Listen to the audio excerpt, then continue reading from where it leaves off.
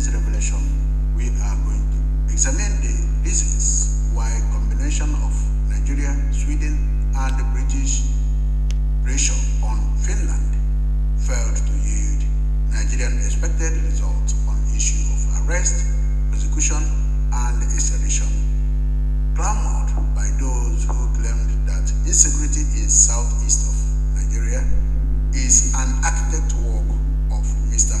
Simon Ekpa, nicknamed quote, Mr. Nnamdi Kanu's disciple, that boy in Finland, Ebonyi, a self-acclaimed Prime Minister of Biafra, in exile, fraudster politician. All these are the names given to the young man. Let us go further to examine the issues of importance in this very program.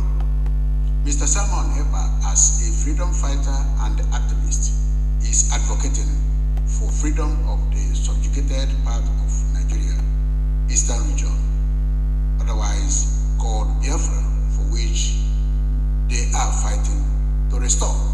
Let us dissect what the Nigerian government, the arrest or invitation by the police to attend for questioning and interview based on the allegation from the Nigerian government. On the 23rd November 2024, as reported by one Michael Olubode, stated, Nigerian government confirms arrest of Simon Ekpa, promises to monitor legal proceedings, unquote. Then the statement said, and I quote, the arrest of Mr. Simon Njoko Ekpa follows sustained diplomatic pressure by the Nigerian government on Finland to take action against his activities, which were linked to violence and instability in the southeast of Nigeria. The request for the action featured during high-level engagement between countries, unquote. The engagement of this diplomacy was between Nigeria, Britain, and Sweden towards Finland, where Mr. Simon Ekpa resides and a citizen. Yes, we look at this very issue of diplomatic pressure by Nigerian government on Finland.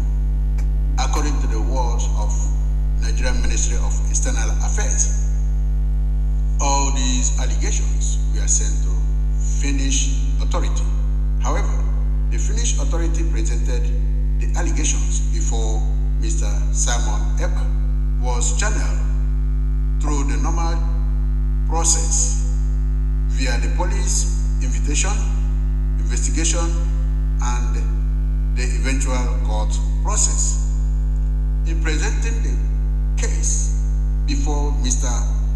Simon Ekpa, the police stated, it is alleged that you used social media platforms to spread separatist propaganda, incite violence, encourage illegal actions, which had caused sufficient disruptions in southeast of Nigeria.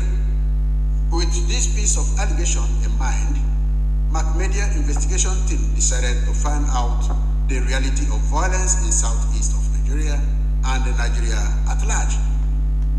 During this investigation, reference began with Ebonyi State, where Mr. Ekpa was born. The team found out, amongst all the attacks, the one that took place at Iselugu in Ebonyi State was used as a case study. In this violence from the Fulani Hismen, there was also a response and a speech from the Ebonyi State governor himself. Please, I implore you to watch this video.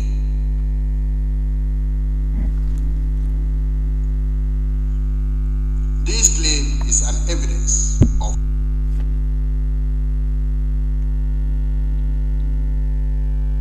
a gift. How many people you saw that were killed? Personally, when I counted, before I couldn't hold my emotion again, I counted and I got 16 in number. From the number gathered, it's more than 15. Do you understand? Because from the counting, it's 16 in number plus maybe some that are still in the bush. What do you think that really caused this? Now, the cause is what we cannot even tell. Do you understand? Because they are leaving this place without any kind of prior information. That means they have a kind of ulterior motive. Okay? Because when we had a little listed, the coordinator being Rashidi by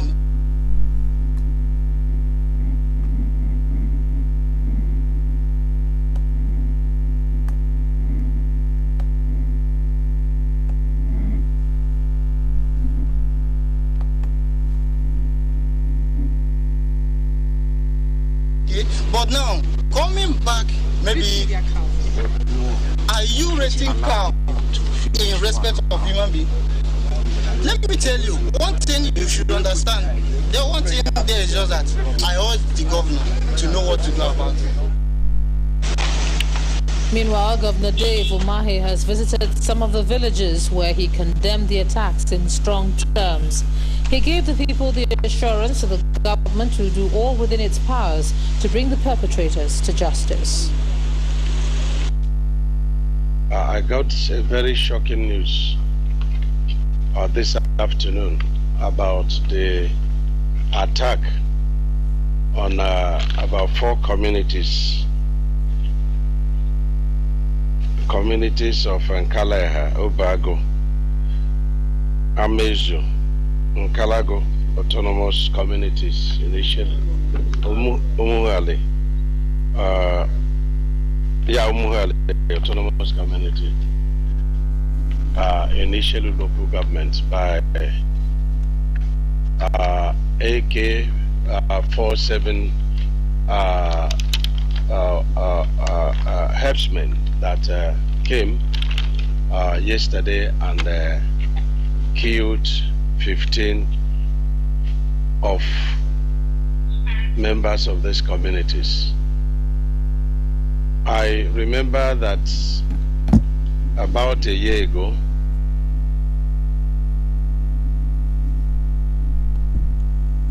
this claim is an evidence of violent attack in Ebonyi State, where Mr.Simon Ekpa was born. Again, we will watch another video clip evidence from Abia State, where the governor himself, Dr.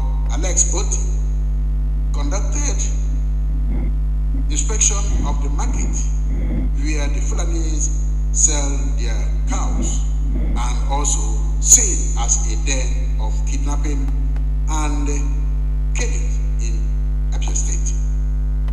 Let us also watch the clip of this very video.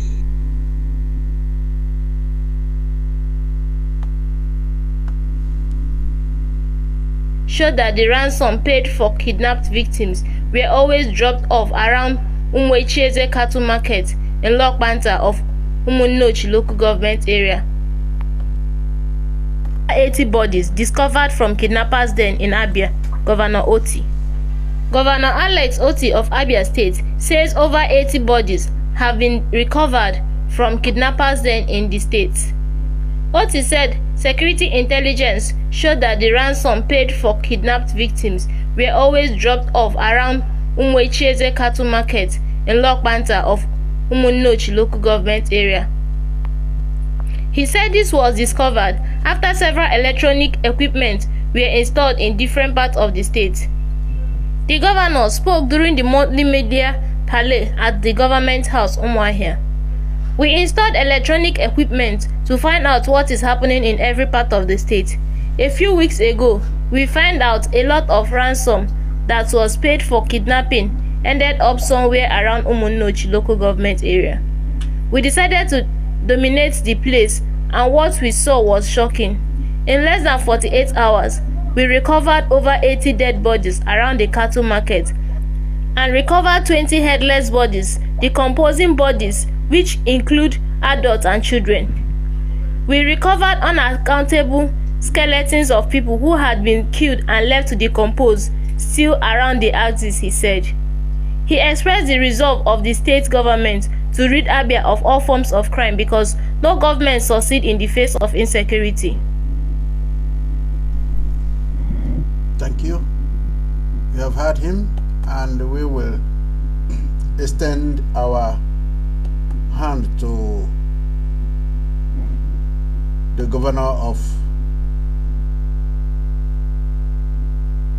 Imo State. Let us have brief note on what he has to say concerning insecurity in Imo State. He is the Chief Security Officer of the state and had been in loggerhead with his political opponents. And let us see who is responsible for whatever that is happening in the state.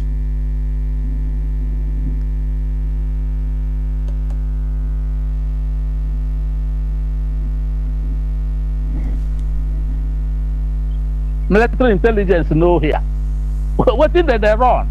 The Imo State Governor, Hope Uzodinma, has confessed that the prison break in Owerri on the 5th of April was not an IPOB attack but rather an attack sponsored by aggrieved politicians to destabilize the government of APC. In the attack that shockingly cost no lives, he said hoodlums sponsored by known politicians decided to destroy government properties in the state. A group of hoodlums, of course sponsored by some known politicians in Imo State, decided to destroy public infrastructure and government facilities, and attacked the correctional center facilities and also attacked the police state headquarters, put so many vehicles ablaze, broke the correctional facilities open, and the inmates escaped. This comes 4 days after the prison break took place. Hope Uzodinma said he carried out a proper investigation and knew the attack's perpetrators, but his refusal to name the politicians who carried out the attack disappointed Nigerians. But what is important here for take home is for Nigerians to know of the plot by a group of aggrieved politicians to destabilize the government of APC. I have done some thorough investigation and I have a credible lead as to those who are sponsoring these activities of these hoodlums. I don't want to preempt the other investigations by security agencies. Hello guys, it's Tico here for African Glitz. Less than 24 hours after the attack. Thank you, and thank you very much for this very clip from the governor of Imo State. We will now see what is going on in the entire Nigeria and hear from a reliable source what is going on from a man who is highly respected within the military circle and the Nigerian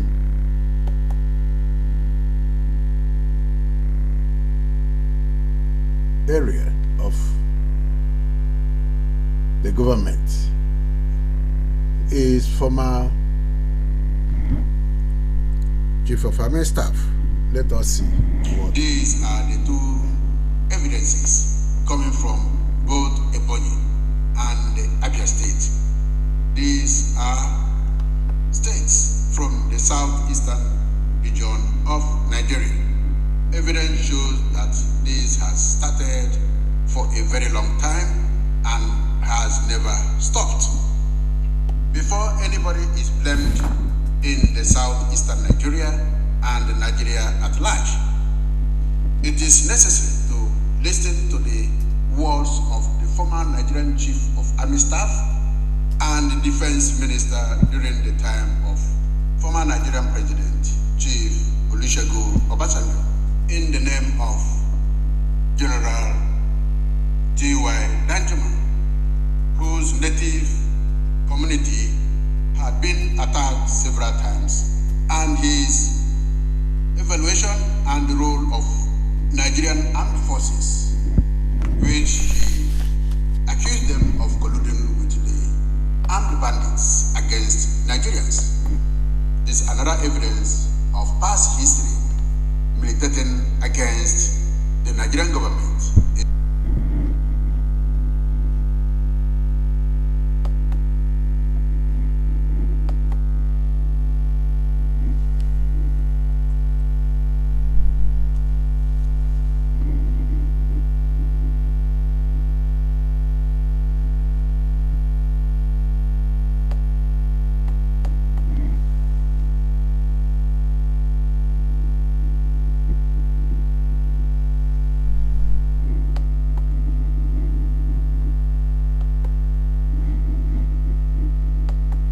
Mini Nigeria,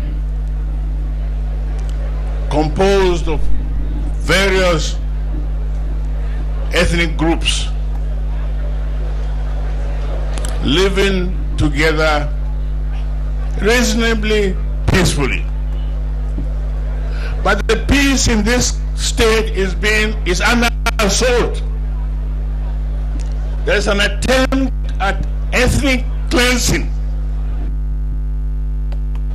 in this state, and of course in all the riverine states of Nigeria.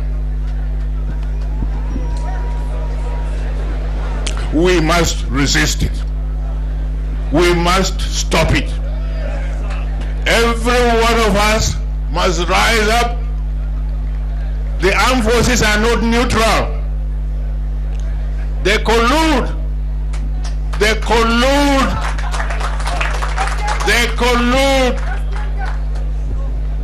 with the armed bandits that kill people, kill Nigerians.